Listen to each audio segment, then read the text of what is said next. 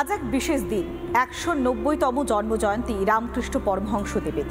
সেই কারণে বেলুড় মঠ এবং একই সঙ্গে কামারপুকুর বিভিন্ন জায়গাতে বিশেষ আয়োজন করা হয়েছে। ভক্তরা ভিড় করেছেন। আমাদের প্রতিনিধিরাও সরাসরি রয়েছে আমাদের সঙ্গে। আমরা সরাসরি যাব বেলুড় মঠে। আমাদের দুই প্রতিনিধি রয়েছে, রামকৃষ্ণ এবং সৃজিতা।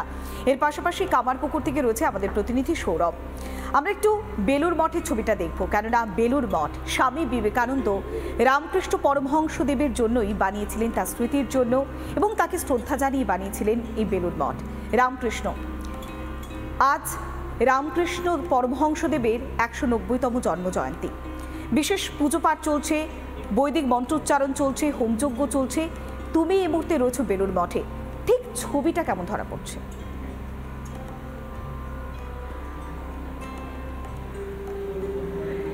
দেখো, সকাল থেকেই মঙ্গল আরতি দিয়ে দিন শুরু হয়েছে।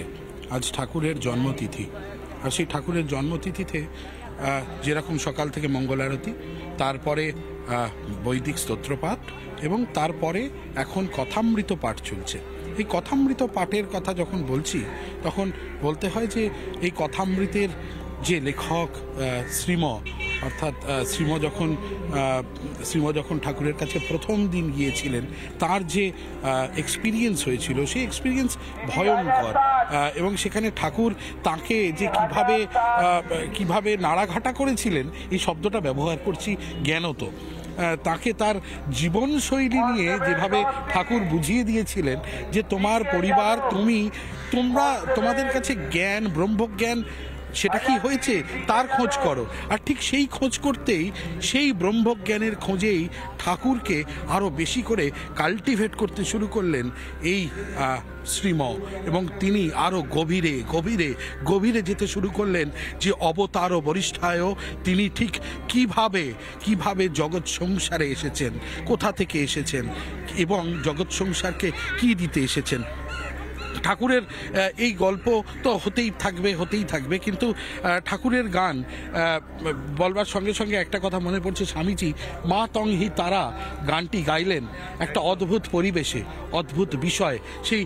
সেই গানটা একবার শুনবো, শুনে আবারও আমরা ফিরবো। একদম বলরাম মন্দিরে রথযাত্রার দিনে সবাইকে ভক্ত পরিবৃত হয়ে বসে আছেন। ঠাকুর এই গানটি বিশেষভাবে নরেন্দ্রনাথের কাছে শুনতে চাইলেন। আমার মা ত্বং হি তারা, আমার মা ত্বং হি তারা, তুমি ত্রিগুণ ধরা পরাত পরা, মা ত্বং হি তারা, আমার মা ত্বং হি তারা।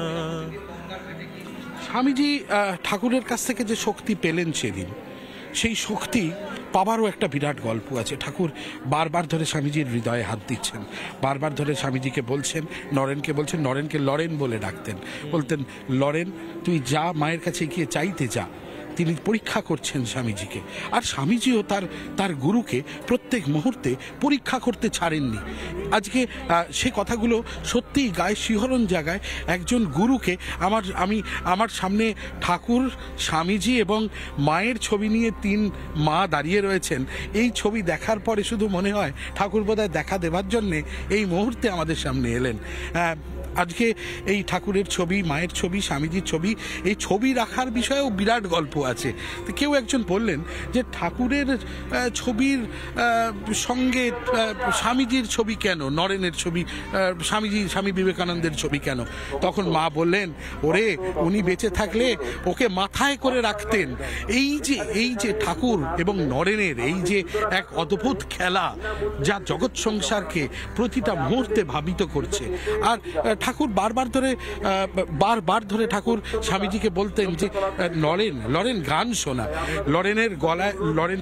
নরেন তখন কাশীপুর উদ্যানবাড়িতে গিয়েছেন। ঠাকুরের গলায় বড্ড কষ্ট হচ্ছে, ঠাকুরের এত কষ্ট হচ্ছে, ঠাকুর কথা বলতে পারছেন না। ঠাকুর লরেনকে বলছেন, ওরে লরেন একটু গান শোনা, ইশারা করে বোঝাচ্ছেন। আর সেই গান তখন লরেন গাইলেন। সেই কি গান আরো একবার শুনবো। একদম এবং ঠাকুর বলছেন কথা বলতে পারছেন না বলে ইশারায় বলছে তোমরা একটু দুজনে কথা কয়টা আমি শুনি। কথা শুনতে চাইছেন, গান শুনতে চাইছেন। এই গানটা শোনার পর উনি ইশারায় বললেন ঈশ্বর আমাদের সবার ভেতরে আছেন।